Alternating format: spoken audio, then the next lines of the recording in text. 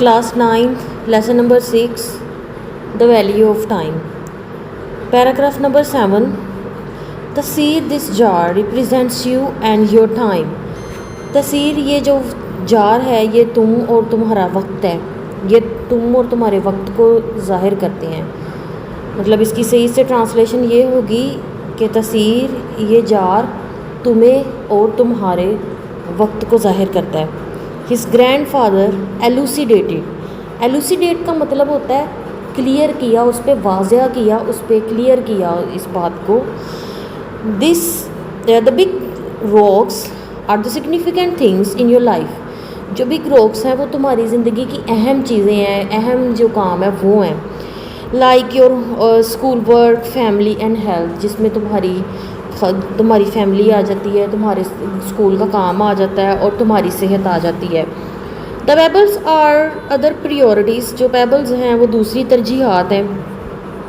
कंकर जो हैं वो तुम्हारी जो दूसरी लेस इम्पोर्टेंट, उससे मतलब बिग रॉक्स जो हैं वो आपकी जो है वो जो मोस्ट इम्पोर्टेंट है। दैन पेबल्स जो हैं, कंकर जो हैं वो लेस इम्पोर्टेंट हैं। Are the priorities like your hobbies, जिसमें तुम्हारी हॉबीज़ आ जाती हैं, एंड फ्रेंडशिप, और तुम्हारी दोस्तियाँ आ जाती हैं। The sand represents the small trivial things. अब जो सैंड है वो बिल्कुल ट्राइवल का मतलब होता है मामूली, तो जिसमें तुम्हारी ये रिप्रेजेंट करती है जो मामूली चीज़ें हैं, जैसे कम अहम हैं। If you fill your time with the small stuff first, अगर तुम ये छोटी छोटी चीज़ें पहले करना शुरू कर दोगे, you will never have room for the important things, but ज़रूरी चीज़ों के लिए तुम्हारा वक्त जो है वो ख़त्म हो जाएगा। But if you prioritize the big rocks, और अगर जो तुम अपनी सबसे पहली तरजीह जो है वो बड़े पत्थरों को दोगे, everything else will find its proper place, और हर एक चीज़ जो है वो अपने प्रॉपर प्लेस पे होगी, अपने प्रॉपर जो है वो जगह पे होगी। He told the seed to understand the value of time, उसने जो उसे बताया कि तुम्हें अपने वक्त की कदर करना समझना होगा। He also prioritizing his tasks and focusing on what's truly important, and he also advised, और उसने उसे नसीहत की कि अपनी तरजीहात ऐसी बनाए, takes the focus on what is truly important, कि सबसे ज़्यादा जो वाकई इम्पोर्टेंट है वो क्या है। He helps him making a schedule, उसने उसकी मदद की कि उसका एक मनसूबाबंदी बनाए, उसका एक स्केजुअल बनाए, उसकी एक तरतीब बनाए उसके कामों की।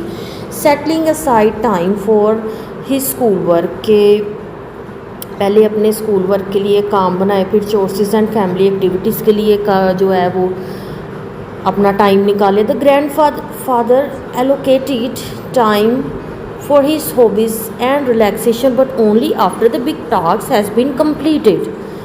कि ग्रैंडफादर जो है वो उसको एलोकेट का मतलब होता है distribute duties from a particular purpose, के कायम करना कोई अपनी जो फ़राइज़ हैं उनको एक किसी मकसद के तहत जो है वो तरतीब देने को बोलते हैं। Time for his hobbies and relaxation, but after the big task has been completed. अब वो हॉबीज़ जो है वो तब करनी है जब हमारे जो इम्पोर्टेंट वाले जो पहले करने वाले काम हैं जब वो कंप्लीट होंगे, तो देन हमने दूसरे काम करने हैं। At first was challenging for the seed, सबसे शुरू में ये उसके लिए थोड़ा मुश्किल था, चैलेंजिंग था। He was putting of important task, वो सबसे पुटिंग ऑफ का यहाँ पे मतलब है टालना या पीछे छोड़ना। Putting of important task and indulging का मतलब है मशगूल होना या मसरूफ़ होना। इन इमीडिएट ग्रेटिफिकेशंस, के जो ज़ाहरी तौर पे जो है वो इमीडिएट ग्रेटिफिकेशंस का मतलब है तस्कीन या सेटिस्फेक्शन। होएवर, मतलब वो यहाँ पे एक दफ़ा फिर से मैं इसको एक्सप्लेन कर देती हूँ आप लोगों को कि जो पहले उसके लिए मुश्किल था। He was putting of important task, कि वो पहले जो ज़रूरी काम थे वो पीछे छोड़ देता था। And indulging in immediate gratification, और उसको जल्दी से जो तस्कीन, जो उसकी सेटिस्फेक्शन वाले काम थे वो सबसे पहले उनको तरजीह देता था। He felt more in control of his time and less stress about deadlines. अब उसको अपने जो वक्त के ऊपर जो है वो कंट्रोल करना, काबू पाना आ गया था, और वो लेस स्ट्रेस था और वो जहनी दबाव में भी अब कम जा रहा था अबाउट डेडलाइंस के वक्त ख़त्म होने वाला है, या मतलब ये काम ख़त्म होने का ये आज आखिरी डे है, तो उसके पहले वो जो उसके डिलेड जो टास्क होते थे वो उसके पड़े होते थे। Now he is managing his time properly. His grades improved, उसके जो है ग्रेड्स, उसके नंबर जो हैं वो इम्प्रूव हुए। And had more time to spend with his family and friends, और अब उसके पास ज़्यादा टाइम भी बचता था कि वो अपनी फैमिली और फ्रेंड्स के साथ भी मिल सकता था। One day Taseer's teacher asked him to share his secret of managing his time so well. Taseer proudly told the story of jar, rocks, pebbles and sand. His classmates listened intensely and make them decided to try the same approach themselves. एक दफ़ा तसीर की जो उस्ताद थे उन्होंने उससे पूछा कि अपना कोई राज जो है वो हमें बताओ कि ये जो टाइम मैनेजमेंट है, जो वक्त की मनसूबाबंदी का। फिर तसीर ने प्राउडली बड़े फ़ख्र से बताया office progress and his friends. उसने वो जो रॉक्स और ये जो जार और ये जो पेबल्स वाली जो स्टोरी है वो सुनाई। इस क्लासमेट्स लिसन इंटेंटली, उन्होंने बड़ी शिद्दत से उसकी बात को सुना। And many of often decided to try the same approach themselves. Good evening. Tasir's newfound time management skills also had a positive impact on his relationship. अब वो जो तसीर का जो नया सीखा हुआ टाइम मैनेजमेंट की स्किल थी, मनसूबाबंदी थी, also had a positive impact on his, उस पर जो है वो मुस्बत असर हुआ उसका।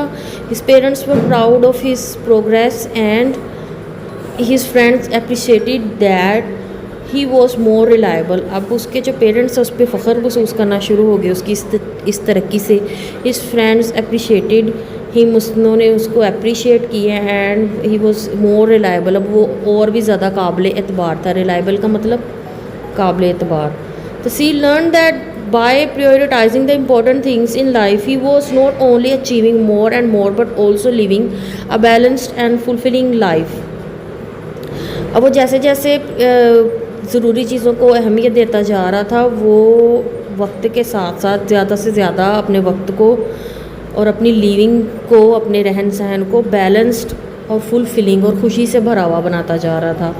From that day, Tasir remembered his grandfather's wise word and the lesson of jar, but he became a master of time management, and the lesson he learned continued to guide him through the rest of his life. अब from that day, उस दिन के बाद तसीर remembered, उसने इस चीज़ को याद रखा, his grandfather's wise words and the lesson of the jar. He became a master of, वो अब जो था वक्त की मनसूबाबंदी करने में माहिर हो गया था। At the lesson he learn continued guide through, और वो उसको सारी ज़िंदगी याद रखने वाला है। He grew up to be a successful and happy individual, always making time for what truly matter. अब जो है वो he grew up to be a successful, अब वो जो है बढ़ता जा रहा था, कामयाब होता जा रहा था, एक हैप्पी इंडिविजुअल बनता जा रहा था। Always making time for truly what truly matters, के सबसे ज़्यादा इम्पोर्टेंट क्या है उसको पता लग गया हुआ था। So the seed stories became a cherished and remembering every one of the importance of managing time wisely and prioritizing the things that truly matters. So my dear viewers, we have done this lesson, hope you understand, and if you have any confusion left you can comment me and I will sort it for you. Thank you, God bless you, have a nice day.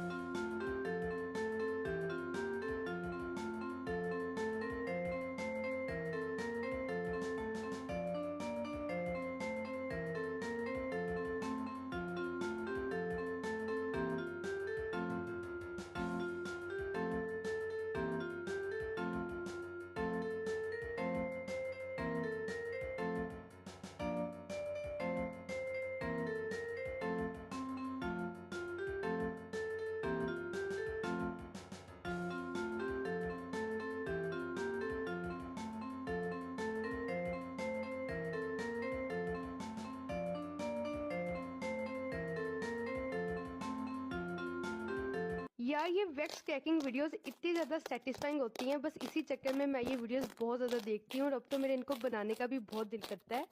अब दिल किया तो इसको बनाना तो पड़ेगा, लेकिन सबसे पहले हम लोग बनाएंगे स्लाइम, जिसके लिए मैंने ली है ये सुपर क्लेस। हम लोग अपने स्लाइम को पिंकी पिंकी बनाएंगे, तो यहाँ पे मैंने स्लाइम्स को एक बाउल में ऐड कर लिए।